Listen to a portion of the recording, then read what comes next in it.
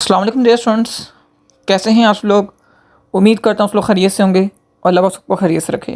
Dear students, आज के इस वीडियो के अंदर मैं आपको बताऊंगा कि मिड टर्म और फाइनल टर्म के अंदर पास होने के लिए कितने नंबर आपको चाहिए होते हैं, कितना जीपीए आपको लेना चाहिए मिड टर्म के अंदर कि आपका फाइनल टर्म जो है वो ईजिली पास हो जाए।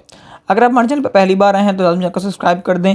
अगर वीडियो अच्छी लगे तो शेयरिंग लाजमी करिएगा, क्योंकि आज के इस वीडियो के अंदर मैं आपको डिटेल से बताऊंगा कि न्यू ग्रेडिंग स्कीम के अकॉर्डिंग कितना जीपीए के ऊपर कौन सा ग्रेड बनेगा। क्योंकि आपको मैंने प्रीवियस वीडियो के अंदर बताया था, जैसे कि आपको पता है काफ़ी सारे यूट्यूबर्स जो है इसके ऊपर वीडियो बना रहे थे कि जी असाइनमेंट इस बार आएगी ही नहीं। तो मैंने को कल भी अपनी प्रीवियस वीडियो के अंदर 2 दिन पहले बताया था, जो मैंने लास्ट वीडियो अपलोड की थी 3 डेज़ पहले। तो उसके अंदर मैंने आपको बताया था कि असाइनमेंट सिर्फ जो है वो फर्स्ट सेमेस्टर वाले स्टूडेंट की शायद ना आए, अदरवाइज बाकी जो ऑनवर्ड है सेकंड सेमेस्टर से ऑनवर्ड जो जितने भी सेमेस्टर के स्टूडेंट जो ओल्ड पढ़ रहे हैं पहले ही, उनकी असाइनमेंट जो है वो आएंगी, क्विज भी आएंगे, जीडीबी भी आएंगे। और जो न्यू स्टूडेंट्स हैं उनकी, क्योंकि बुक्स मैच होती हैं mostly different study scheme different जो है वो कह लें कि डिग्रीज़ के साथ, तो इसलिए वहाँ पे फिर असाइनमेंट को ख़त्म करके वहाँ पे क्विज़ को ऐड कर दिया गया। वो बहरहाल मैंने आपको सारी चीज़ें इस वीडियो के अंदर बताई, तो आप इसको वॉच कर लें तो आपको समझ आ जाएगी। बहरहाल इस वीडियो के अंदर हम बेसिकली बात करने वाले हैं मिड टर्म और फाइनल टर्म के अंदर मार्क्स की, कितने नंबर आपको लेने चाहिए, कौन सा जीपीए के ऊपर कौन सा ग्रेड बनेगा। तो सबसे पहले मैं यहाँ पे ग्रेड बुक जो है इसको ओपन कर लेता हूँ। ये वीडियो की ग्रेड बुक है, यानी कि जिसके अंदर लिखा जाता है कि ग्रेड पॉइंट्स क्या होते हैं, इक्विवेलेंट परसेंटेज क्या होती है और ग्रेड क्या होता है। अच्छा, 3 चीज़ें आपने समझनी है अगर आप न्यू स्टूडेंट हैं वीडियो के अंदर। और देन आफ्टर हम बात करते हैं बेसिकली मिड टर्म के अंदर कितने नंबर चाहिए और फाइनल टर्म के अंदर कितने नंबर चाहिए उसके ऊपर। देखें, प्रीवियस वीडियो के अंदर मैंने आपको बताया था सेमेस्टर वर्क के बारे में। अगर तो आपने वीडियो नहीं देखी तो जल्दी से जाके वॉच कर लें, यानी कि आपको 20% नंबर जो है वो चाहिए होंगे अपने फाइनल टर्म के अंदर अपीयर होने के लिए। तो ये सबसे पहले बहुत ज़रूरी है, तो इसको लाजमी चेक कर लीजिएगा एक बार। अच्छा, अब सेकंड चीज़ देखें, यहाँ पे ग्रेड लिखा गया है कि कौन सा ग्रेड दिया जाएगा, ग्रेड पॉइंट दिए गए हैं और साथ में परसेंटेज दी गई है कि अगर आपका जीपीए जो है वो यहाँ से डाउन से स्टार्ट करें आप एफ़ ग्रेड अगर आता है तो आपको यहाँ पे ये नहीं दिखाया जाता कि आपके कितने नंबर आए हैं, कितना परसेंटेज आया है। एफ़ ग्रेड का मतलब होता है कि आपकी जो परसेंटेज है वो 50% से नीचे, ठीक है। अब अगर आपका एफ़ ग्रेड आया यानी कि आपका बुक फेल हो गया, मीन कि आपने 50% से कम नंबर लिए हैं, ठीक है। अगर आप 50% से लेकर 60% तक नंबर लेते हैं तो आपका डी ग्रेड बनता है, यानी कि जो उसका जो जीपीए बनेगा 1.0 से लेकर 1.99 तक बनेगा, ठीक है।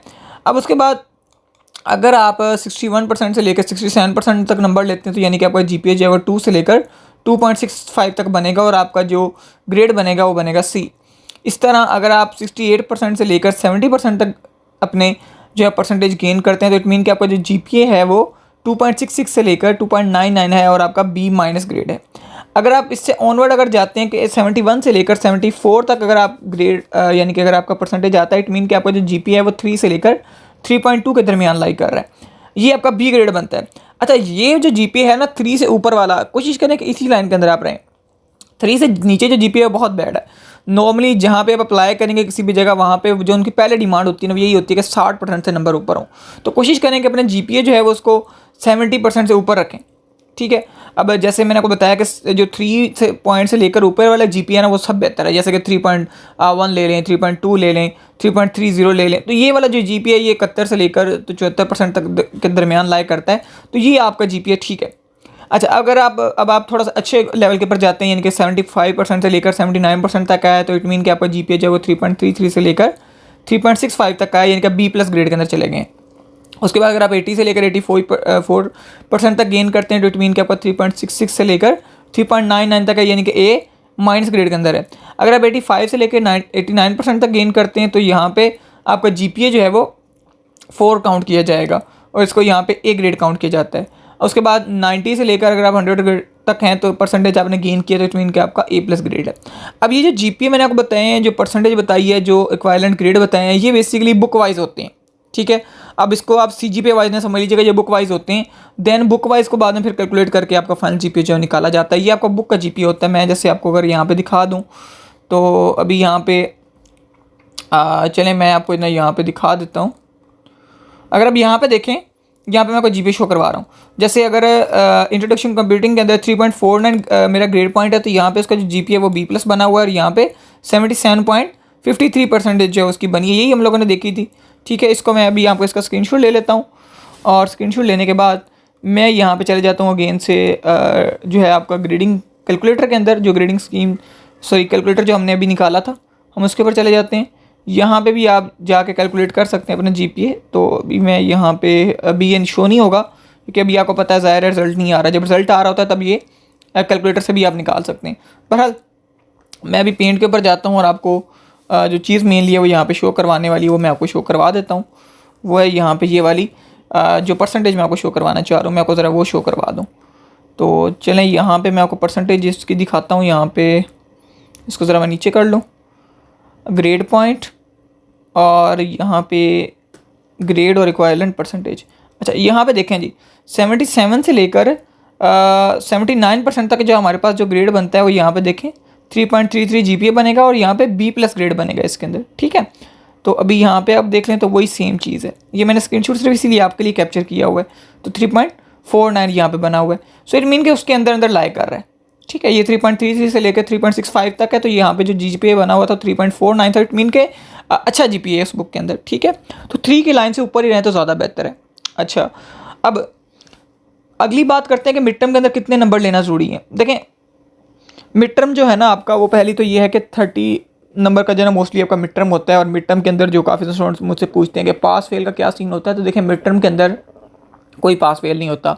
आपके जितने भी नंबर आते हैं मिड टर्म के अंदर, चाहे वो 8 आए हैं, 10 आए हैं, 15 आए हैं, 20 आए हैं, वट एवर 30/30 आपने ले लिए हैं। सो इट मीन कि इसमें कोई पास फेल नहीं होता। ठीक है, इसमें सिर्फ आपका जो जीपीए होता है वो बेसिकली इफेक्ट करता है आपके फाइनल टर्म के, यानी कि जो जीपीए होता है उसके अंदर आपका ऐड होता है।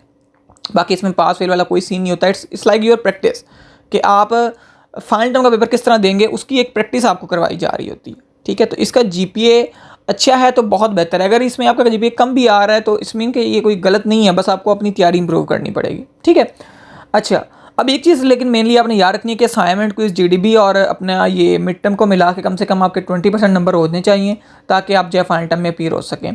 और एक बहुत इंपॉर्टेंट चीज़ मैं आपके साथ शेयर कर दूं, कुछ लोग ये कहते हैं जी असाइनमेंट क्विज जीडीबी हमारे फुल नंबर आए थे लेकिन हमारा फाइनल टर्म पास नहीं हुआ, मिड टर्म पास नहीं हुआ। तो ये वजह बता दें।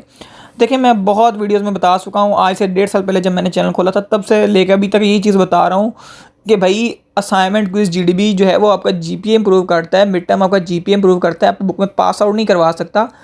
जो मिड टर्म होता है ना, इसका जो जीपीए होता है वो आपके फाइनल टर्म में तब ऐड होता है जब आपकी जो पेपर है फाइनल टर्म का वो पास हो चुका होता है।